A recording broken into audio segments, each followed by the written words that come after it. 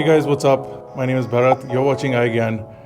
The OnePlus Nord has been all the rage for the past couple of months, and there's a lot of conversation about the OnePlus Nord.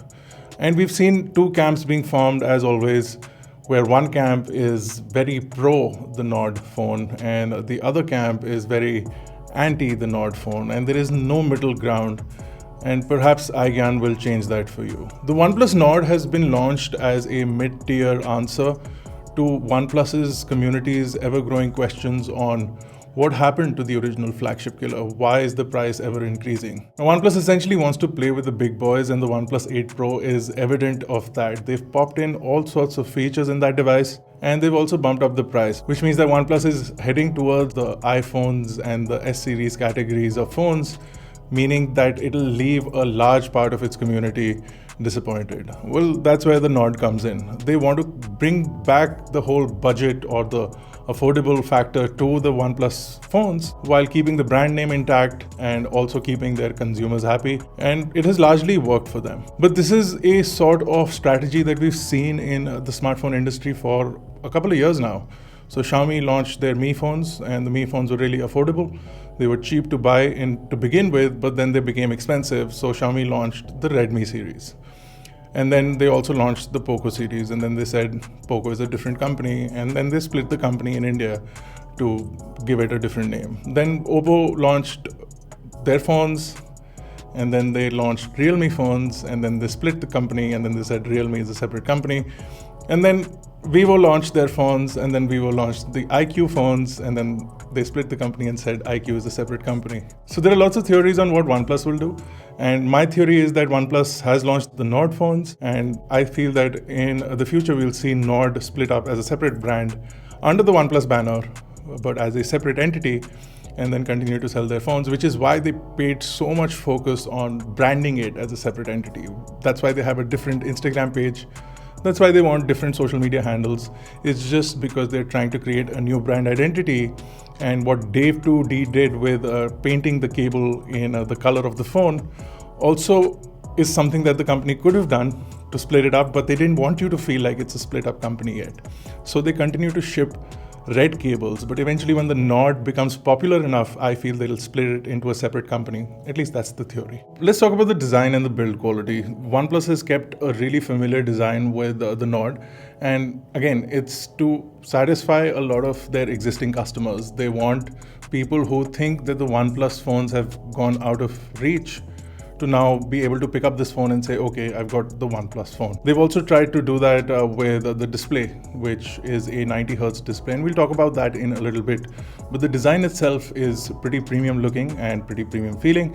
We've got a Gorilla Glass on the front as well as the back, and a very metal-like frame. In fact, it's so metal-like that initially we thought that it's a full metal frame, but in fact it is built on plastic and has been coated liberally with a chrome plating, which makes it feel metally. The buttons are metal, so that's good. But the plastic feel of the frame makes it less rigid, which means that if you try to snap it in half, it will.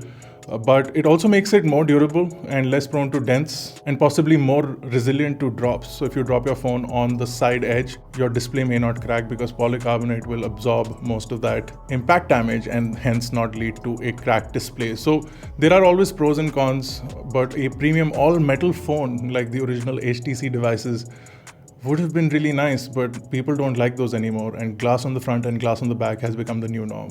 OnePlus has also removed any kind of IP certification because it costs a lot of money, and Kalpe also discussed that it's more about the amount of time they need to spend in testing the phone versus any actual certification body that may exist. This phone does have the P2i nano coating, and it does have rubberized grommets all over the device. So if you remove the SIM tray, you'll see that there is a rubber grommet there as well, which means that they've done their bit to reduce serviceability or to reduce the need for serviceability of the phone. But the phone itself is not rated for being dipped in water or being left out in the rain. So you have to be a little more careful with the OnePlus Nord. And also, since the beginning, OnePlus has focused a lot on their cases, their back panels. With the OnePlus One, there was a full replacement back panel that you could order, going from the sandstone finish that I got to the bamboo finish that I eventually got. And then OnePlus started selling their cases, back plates, And even today, OnePlus continues that with the Nord, and you get lots of cases or lots of options for cases. You have designer cases as well. And then you have this sandstone finish case in the same cyan, teal, whatever this color is, so that it matches the phone. And actually, if you put it on the device, you will find that it gives it a much better feel. You also have ribbed edges on the frame of the case itself, which gives it immense amounts of grip. The sandstone finish on the back feels excellent in the hand, and the phone overall transforms from being a delicate looking device to a much more rugged feeling device. OnePlus focused on a lot of other important things with the Nord, which make it a pretty good device for what they're offering it at. It starts at 24,999, but really it doesn't, because for 2 months you can't really buy that variant. And that is a typical trick that a lot of companies have used in the past as well. So they will create all the hype and say that they'll start at a certain price, but that certain price variant will not be available for a couple of months. It's not like OnePlus could not make a cheaper phone and sell it to you at the beginning. They just didn't want to, because it would cannibalize the sales of the higher end variants. So by creating the hype and people are excited to buy the phone, they'll be willing to spend a couple of $1,000s more to buy the phone, and hence when they launch the more cheaper phone, a lot of less people will be interested in buying that. So they'll create a market for their higher end product and hence create a better experience for the end customer as well. Now, it is evident that India is a very important market for OnePlus. This is the first time that all international reviewers are also talking about the Indian price of the OnePlus Nord. And it is evident that OnePlus has pushed them to deliver this information to the customers. And that is because the Indian price, or the Indian under 30,000 rupee price market, is very crucial for OnePlus, especially the Nord series, to bring back the recognition that it had in the market. And when the masses start to consume OnePlus as a brand, it will create more brand loyalty. And hence, when people buy more expensive phones in the future, they will want to pick another OnePlus phone, which will be from their Pro series and not their Nord series. One thing they've tried to really keep consistent is the user experience, and they've managed to pretty much do that. They've got Oxygen OS that runs as good as it does on the OnePlus 8 series, and that's because of the use of the 765 chip. We'll get into the details of the processor, the speed, and the capabilities of the phone in a minute. But what they've really tried to keep consistent is the display and the interaction with the phone.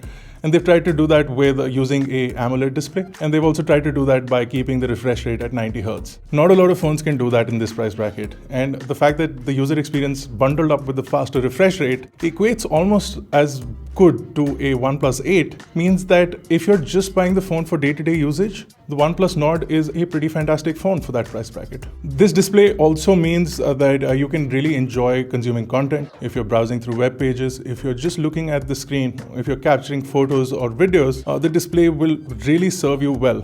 Just browsing through the applications and using the user interface, jumping through Oxygen OS makes the experience really comfortable, really easy to use. And that is what OnePlus was aiming for, and they pretty much delivered on that aspect. As a customer of a OnePlus phone in the past, when you get a OnePlus Nord, you'll be pleasantly surprised at how good the interaction and the usability of the phone is, barring the specifications.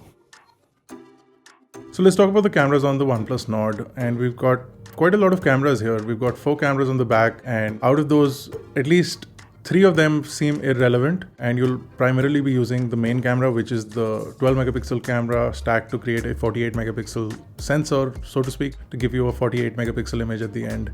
Now, this is a Sony IMX586 sensor. So this has an aperture of 1.75, and this is primarily going to be the main sensor for you. The macro camera is quite pointless, to be quite honest. 2 megapixels is not the greatest image quality, especially in this price bracket. You're looking at images that are not even usable on the phone. Forget anywhere else on social media, anywhere else. They'll get completely compressed and ruined. So you'll not use that macro camera. Plus the macro camera is not that great as well. I'm sure you've seen other reviewers talk about this, but when you switch to macro mode, it barely focuses. It also automatically doesn't switch to the macro mode, so you have to go and do it manually. And even in the macro mode, you're not getting the best sharpness with the kind of images that you have, also because the pixel quality or the resolution is so bad that you're not really getting the best of images. Unless you're in like really well lit environments, you can compensate on that with the kind of exposure that you have, but overall the macro camera is basically pointless. You also have a 5 megapixel depth camera, which also is pointless because they could have created the depth sensing capabilities and put them in the secondary camera, which is the ultra wide camera, and use that as the depth sensor when you're using the primary camera to create portrait shots, something that Apple has done when they only had two sensors on the back of their phones. Or they could have simply used Google's camera algorithm to create pixel-like depth in the images just by using the main camera, which is the IMX586. The ultra-wide camera also doesn't make sense here because it is a lower resolution than the main camera. So a 12 megapixel main camera and then an 8 megapixel ultra-wide camera means that if you take the same shot in the regular auto mode and then you take the same shot in the ultra-wide mode, you're going to lose out on pixel quality, on the resolution of the image, and then the image becomes soft and not as sharp as the main image. And this is something that you'll see if you're somebody who takes a lot of pictures, then throws them on the computer and messes with them. If you're somebody who will click pictures and then just share them on social media, you won't really care about this. And that is where OnePlus is trying to play with this. Most people who buy a phone under the 30,000 rupee price bracket look at the amount of cameras that are on the phone, not really the quality of the cameras that are on the phone. And hence, they played with that. They gave 4 cameras. They're not really cameras. They're just sensors and they don't really serve a purpose. And the main camera does pretty good macro. The main camera does pretty good zoom, and the main camera does pretty much regular auto images, and the main camera is pretty much what we are going to use. Now, I had a conversation with OnePlus on why they decided to leave out 4K 60 on the main camera, and their answer was that they are planning on possibly enabling it in the future, but they're seeing a lot of heat being generated on the chipset with 4K on the rear camera. So if they can manage the heat, they will release a software update which will enable 4K 60 on the main cameras. But they've not given a timeline, and there's a high likelihood that it may not happen. The front cameras are also kind of a mixed bag. The same potential reasoning applies to the front camera as well, but we've got better match sensors. So we've got a Sony IMX616 sensor, which quadruples the 8 megapixel sensor to a 32 megapixel sensor, giving you 32 megapixel images. And then you also have an 8 megapixel ultra wide sensor. So in theory, an ultra wide sensor should have more resolution. So a 10 megapixel or a 12 megapixel sensor for the ultra wide, whereas an 8 megapixel for the regular, because you have more area to be covered in the ultra wide. You want to match the resolution of the images. You need a bigger sensor on the outside. Or the ultra wide, and then you want a regular 8 megapixel sensor on the main camera. So in theory, to match up with the 8 megapixel camera, they should have put in a 12 megapixel ultra wide, but they haven't done that. So they matched it up 8 to 8, which also works. Again, not a lot of people will be clicking ultra wide selfies. You're more focused on regular selfies, and they are good with this camera. And if you want higher resolutions, you can get those with the camera as well. The camera is not the brightest with an aperture of f2.45, which means that you'll need a lot of light or at least a well-lit environment on the front to get good pictures. Again, something in the range of f1.75 with a single camera would have been much better for the OnePlus Nord, because at least in India, in that segment, you'll see people clicking a lot of selfies in the under 30,000 rupee price bracket, and a better, higher sensitivity camera would deliver a much better output. Here, they're just playing on specs, saying that they've popped in 2 cameras on the front and 4 cameras on the back, and hence the cameras sort of take a hit in general. Look at what the iPhone has done with the iPhone SE, where you have 1 camera on the back and 1 camera on the front, and in both cases, the camera really outshines anything else in the segment. So the iPhone SE is a good example of how a single camera on the front and back can deliver good performance. OnePlus could have played with that. They could have given a single camera on the back and the front, but then a lot of camera hungry people would have been disappointed, saying that this has only 1 camera and the other phone has a lot of other cameras. So OnePlus fell into the peer pressure group and decided to give you more cameras, but you do lose out on quality on both the rear as well as the front. The front funnily does 4K 60 video. I'm not sure a lot of people are capturing 4K 60 video to begin with, and on the front camera at all, but you have that capability. It's decent, it's not the best. You're not getting the best stabilization and you're not getting the best quality 4K, but you do have 4K on the front. Another thing that is questionable about the front camera and the 4K 60 is that the inherent 8 megapixel sensor should not be capable of doing 4K video, because 4K as a resolution doesn't fit inside the 8 megapixel sensor. So what they've done is some sort of an oversampling to create a 4K video, which also seems kind of pointless because you're going to lose out on picture quality on the front as well. So stick to 1080p on the front camera, stick to 1080p on the rear camera, and you'll be good if you decide to buy the OnePlus Nord. Now, there's a big question about whether or not the OnePlus Nord can do performance and gaming and deliver on benchmarks.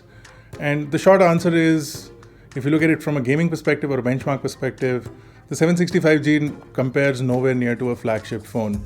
But this is supposed to be an upper mid-range phone, and for that you're getting what you are paying for. As far as day-to-day performance, and which is what we spoke about with the Oxygen OS, it delivers. You get really fast and snappy performance, and most of the GPU energy is going into powering the 90Hz display, which really enables you to get a better user experience from your usage of the device. So now with gaming, PUBG has become more or less the standard benchmark for phones in any price bracket.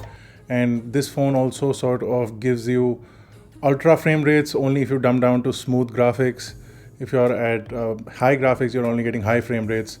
So you're not getting the best quality gaming experience from this device either. So it doesn't live up in terms of gaming. But because it's got Oxygen OS, you still continue to get the Fanatic mode and the game mode. So you can disable notifications. You have the full gaming suite of features on this device. So if you're a casual gamer, you can really enjoy gaming on this device. If you're somebody who's looking for performance, you want to get those kills, you're not going to be able to do that. The phone tends to lag from time to time while playing games. And in general, the touch response and the display is great, but things like the speaker, which you can easily muffle, which is only a single speaker, is a problem. The single speaker is also not the greatest. It's slightly tinny. It's not a full sounding speaker. And like I said, I would have liked to see a second earphone being converted into a speaker or an amplified speaker. But they haven't done that, so we're not getting stereo sound, and it's really easy to muffle up the sound if you're watching videos, if you're playing games, anything which requires you to hold the phone with both hands, you end up muffling the sound.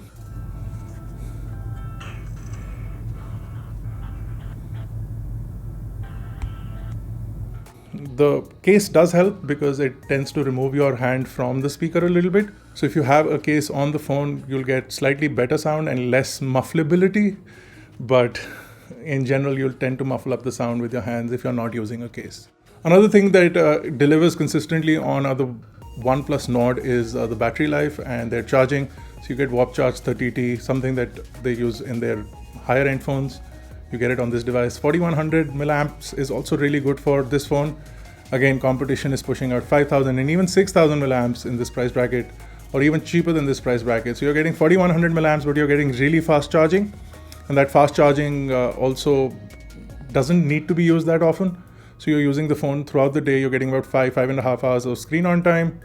And then you can charge up your phone in the morning and get a full charge in just an hour or so.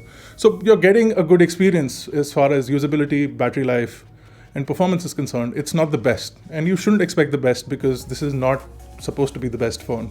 And this is not supposed to give you performance at the level of the OnePlus 8. Because then the Nord would cannibalize the sales of the OnePlus 8, and they don't want to do that. They don't want to kill the sales of the OnePlus 8. They want to sell the Nord and the 8 and the 8 Pro as well. Now, OnePlus's move to launch Nord as a specialized product for the mid-range market is kind of smart for at least markets like India, because a lot of people don't fall into that niche price bracket that they're in. They're not being able to sell a really expensive flagship, and they're not able to sell a real flagship killer that they were selling in the beginning. So they want to create a little more hype in the under 30,000 rupee price bracket, and the Nord sort of does that. It doesn't deliver on the performance or the specifications that the original OnePlus One did, because the OnePlus One was launched under the 30,000 rupee price bracket but gave flagship level specifications. So they did what they could as the next best. The 765G is a 5G enabled chip, but that doesn't really matter to us because we're not going to see 5G for a couple of years. It's also capable of delivering the Oxygen OS experience at the best possible capability under the 30,000 rupee price bracket, and OnePlus was aiming for that. So you're not missing out on the Oxygen OS experience, you're not missing out on the display with the 90 Hz refresh rate, and you're not missing out on basically day-to-day usage. What OnePlus didn't focus on was the camera quality. And they couldn't do that because the under 30,000 rupee price bracket mostly relies on the number of cameras and not the quality of the cameras, like we mentioned before. So we're looking at 4 cameras, which are mediocre. We are looking at 2 front cameras, which are also mediocre. So you're not getting the best camera experience on the back or the front, but you're getting a lot of cameras. So if you're somebody who likes a lot of cameras, you have those on the OnePlus Nord. There's also a switch from OnePlus towards more stock Android apps, the dialer, the messaging app. It seems that OnePlus is trying to remove their presence because of the anti-China sentiment, or it could be a genuine switch to Android apps to give better, more smooth user experience. We're not sure, but there's a lot of things that are happening in the world right now, and you can't really guess on what's what. But a stock Android experience is always preferred over a customized Android experience, and that has been the general take for a couple of years. The OnePlus Nord is a good phone. It fits into the 30,000 rupee price bracket well, and I wish they would have launched the 25,000 variant to begin with. They do lose out on some sales and people get angry, but people who want to buy the Nord will buy the Nord. It's a great phone, it looks amazing, it gives the same experience as the OnePlus flagships, but you're not getting the gaming performance. So you lose some and you win some. If you do want to upgrade to a bigger phone, they're letting you sort of come in with the Nord and then potentially in the future upgrade to a flagship OnePlus device.